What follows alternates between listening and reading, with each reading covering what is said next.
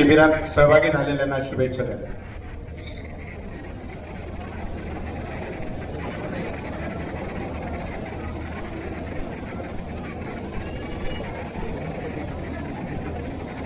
सर्वप्रथम महाराष्ट्राचे आपले लाडके मुख्यमंत्री आदरणीय देवेंद्रभाऊ फडणवीस यांच्या वाढदिवसानिमित्त मी त्यांना शुभेच्छा देते. तसेच आपल्या महाराष्ट्र राज्याचे माजी उपमुख्यमंत्री अजितदादा पवार यांच्या जयंतीनिमित्त मी त्यांना अभिवादन करते.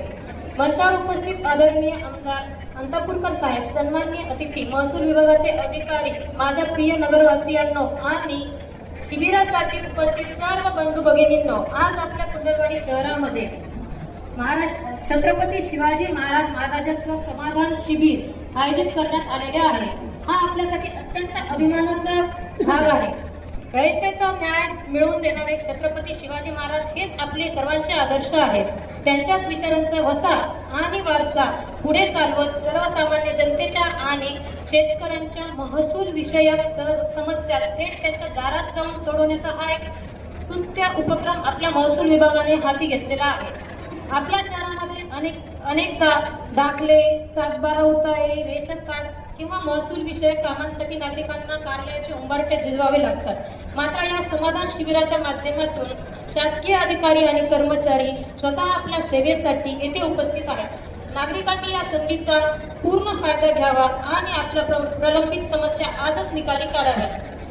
आपले नगर प्रशासन हे नेहमीच लोकाभिमुख, पारदर्शक आणि गतिमान कारभारासाठी कटिबद्ध आहे. छत्रपती शिवाजी महाराजांचे स्वराज्य हे रयत राज्य होते, जिथे गरीबातील गरीब माणसालाही न्याय मिळत असे. हेच उद्दिष्ट डोळ्यासमोर ठेवून आमचे प्रयत्न सुरू आहेत.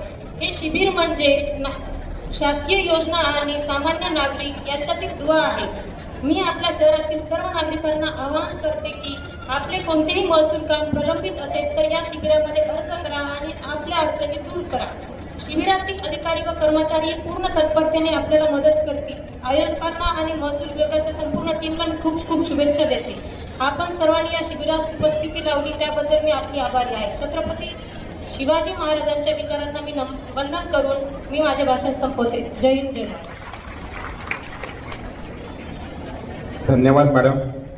या ठिकाणी मित्रहो,